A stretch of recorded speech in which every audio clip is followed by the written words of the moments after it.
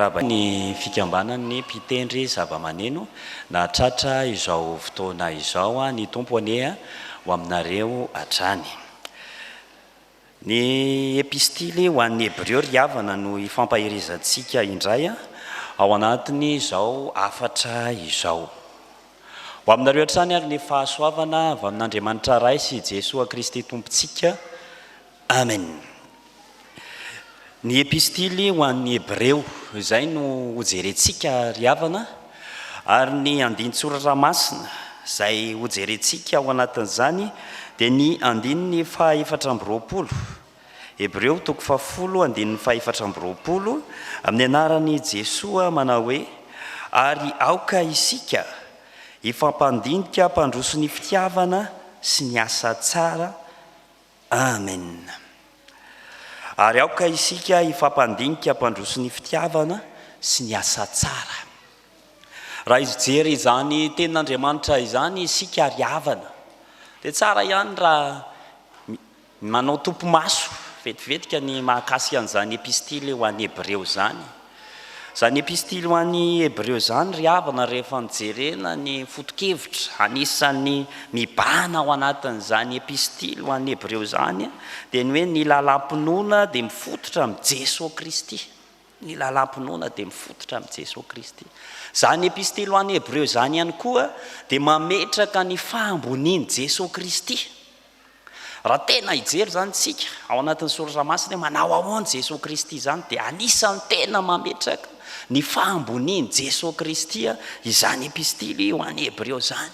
Jesosy Kristy lehibe noho ny anjely, Jesosy Kristy lehibe noho ny Mosesy, Jesosy Kristy lehibe noho ny mpisorona be, Jesosy Kristy lehibe noho ny Davida. Tena mametraka izany fahambonian'i Jesosy Kristy izany riavana izany epistily ho an'ny Hebreo izany. Ao anatin'ny epistily ho an'ny Hebreo ihany koa riavana dia anisan'ny milaza hoe raha manana ny finoana ny Jesosy Kristy tompo, raha manana ny finoana n'Andriamanitra dia manana ny fitiavana, manana fitiavana n'Andriamanitra, ary izay fananana ny fitiavana n'Andriamanitra izay dia lasa mitarika ity ny hafa, Ary rehefa jerena moa ny epistily ho an'ny Hebreo dia io finoana ny Jesosy Kristy tompo io fitiavana n'Andriamanitra io dia mila manana faharetana ao anatin'io. Ka eto sika riavana raha hijery ny andininy fahaefatra amby roapolo izay efa nambara tamintsika teo hoe: ary aoka isika ifampandinika hampandroso ny fitiavana sy ny asa tsara. Dia rehefa akambantsika ao anatin'ilay fandinihana ny epistily ho an'ny Hebreo dia hoe ilay finoana ny Jesosy Kristy tompo zany dia mitarika fampiarana ary voasokajy ao anatin'ny fampiarana ao anatin'ity boky ity andeha toko fahafolo ity. Zavatra roa ary no ezahantsika hojerena ao anatin'izany: ny kristianina miorina ny finoana ny Jesosy Kristy tompo. Izay zany votoatin'ny afatra izay hojerentsika ao anatin'ity andininy fahaefatra amby roapolo ity. Ny kristianina miorina ny finoana ny Jesosy Kristy tompo voalohany dia mampandroso ny fitiavan'Andriamanitra. Ny kristianina miorina amin'ny finoana ny Jesosy Kristy tompo dia mampandroso ny fitiavan'Andriamanitra. Zay mahatonga soratra masina miteny ato hoe: ary aoka isika ifampandinika hampandroso ny fitiavana. Satria raha jerentsika tsara ny andininy fahasivy amby folo hatreo amin'ny andininy fahatelo amby roapolo izay miresaka momba ny Jesosy Kristy tompo, azontsika fitina ilay mpisorona be, ilay nandatsaka ny rano teo amin'ny hazo fijaliana, ary zany finoana ny Jesosy Kristy tompo zany dia mitarika amin'ny fampandrosoana ny fitiavan'Andriamanitra. Ary izay hoe mampandroso ny fitiavan'Andriamanitra izay dia mila manana faharetana ao anatin'ny fiarahana mivavaka, fiarahana miangona. Ka ny andininy fahadimy amby roapolo no mamaly antsika izany: aza mafony fiarahantsika miangona. Zany hoe anisany anankiray mampandroso ny fitiavana an'Andriamanitra. Satria raha jerentsika tsara hoe aoka isika ifampandinika hampandroso ny fitiavana, dia araka ny teny fototra ilay fitiavana izay resahanao dia ilay agape, ilay fitiavana an'Andriamanitra. Ianao zany rehefa hampandroso ny fitiavana an'Andriamanitra eo amin'ny sehatra izay misy antsika dia fiangonana izany dia mila maharitra mivavaka ianao, mila tsy tapaka miangona ianao. Ataovy zava-dehibe ny fiombonana, ny faharetana ao anatin'izany fiarah-mivavaka izany, fiarah-miangona izany indrindraindrindra. Zavatra tena anisan'ny tao amin'ny soratra masina ho tanterahantsika izany ry havana, ny fahazotoana miviavaka. Ary efa natsidika tao amin'ny 10 minitra ny sekola latika izany mila mazoto miangona. Anisany anankiray mampandroso ny fitiavan'Andriamanitra izany. Ny asan'ny apôstôly toko faharoa, ny asan'ny apôstôly toko faharoa andininy faharoa amby efapolo ry havana, dia efa manatsidika sahady, efa manatsidika sahady zany faharetana miangona izany, satria anisany anankiray mampandroso ny fitiavana an'Andriamanitra izany eo anivon'ny fiangonana. Zao ny fivakin'izany asan'ny apôstôly toko faharoa andininy faharoa amby efapolo izany. Ary izy ireo naharitra tamin'ny fampianaran'ny apôstôly sy ny fiombonana sy ny famakiana mofo ary ny fivavahana. Le hoe aoka isika hifampandika hampandroso ny fitiavana, resantsika ao anatin'izany dia le fitiavana an'Andriamanitra mila maharitra mivavaka, manao zava-dehibe ny fiarah-miangona.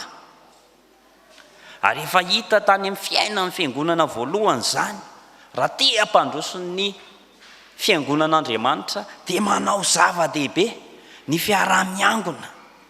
Ao anatin'izany dia ny fampianaran'ny apôstôly anisan'ny tena manan-danja tokoa teo amin'ny fiainan'ny fiangonana voalohany. Ao anatin'izany ihany koa ny fiombonana, fiarah-mivory. Ao anatin'izany ny famakiana mofo, izay azontsika ambara ihany koa hoe ny sakramenta, ary indrindraindrindra ny fivavahana, ny vavaka. Ka eto izany ry havana malalo amin'ny tompo, ny kristianina miorina amin'ny finoana an'i Jesosy Kristy tompo, rehefa tena mampandroso izany fitiavana izany, fitiavana an'Andriamanitra indrindraindrindra, dia tia miaona amin'Andriamanitra.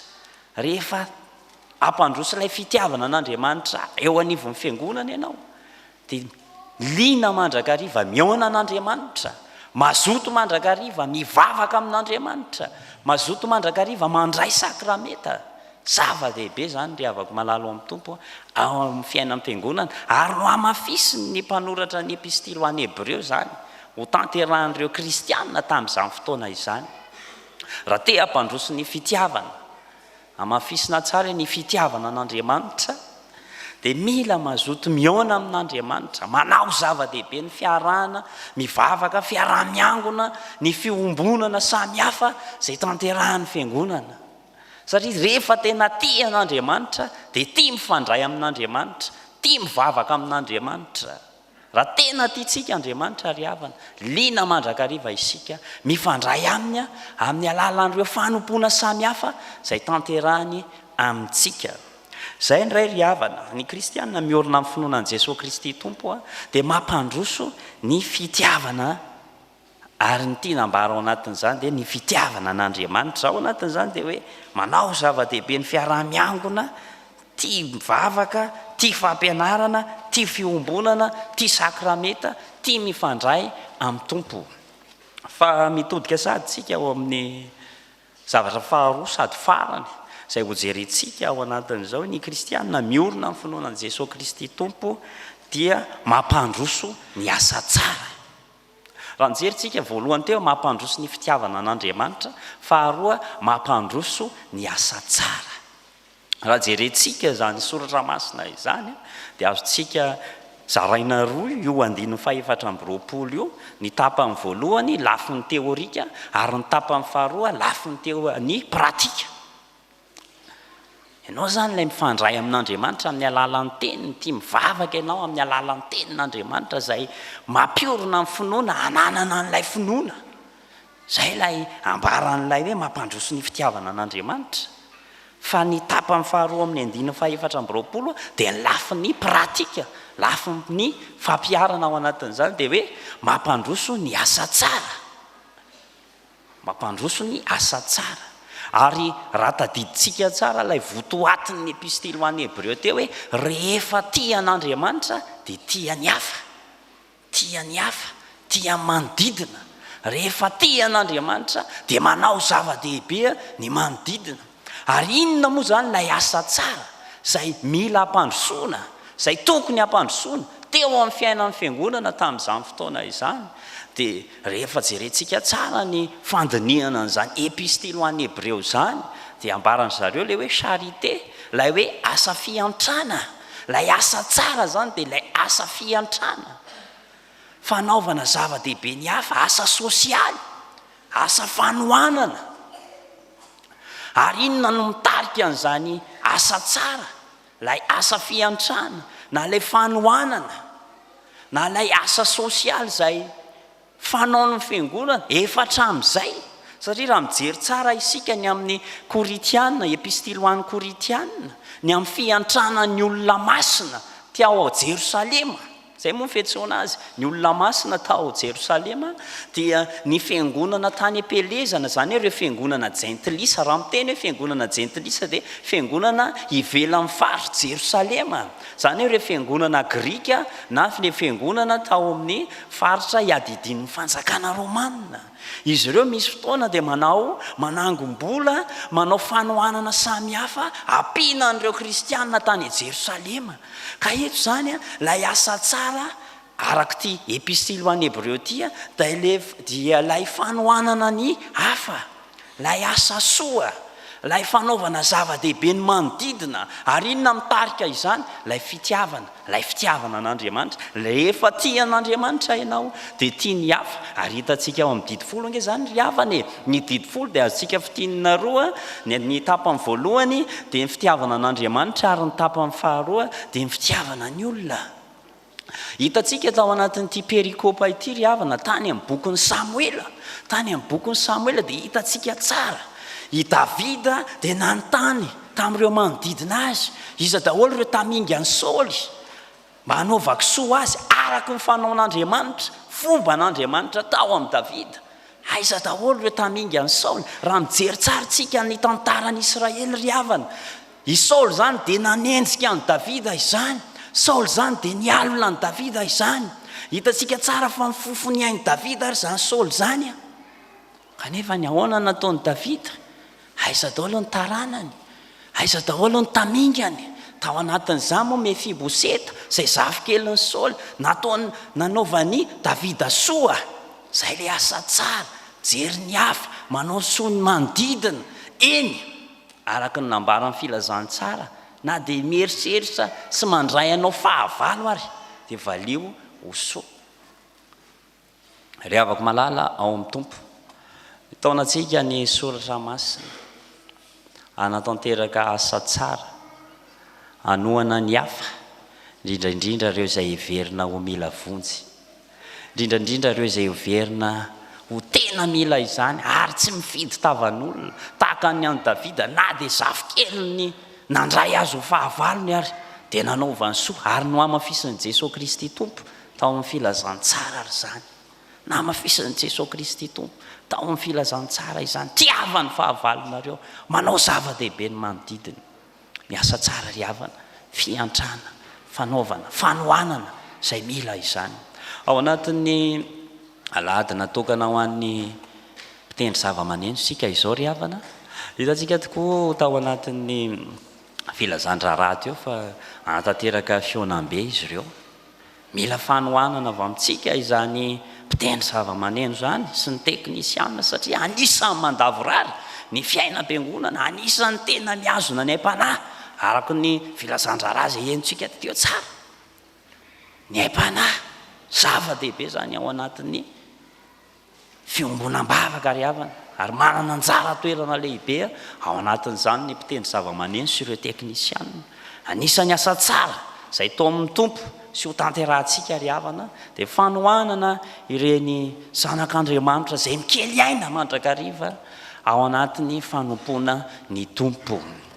Dia mitaonantsika mpianakavy ny finoana ihany koa ry havana, satria hitantsika tsara moa ny amin'ny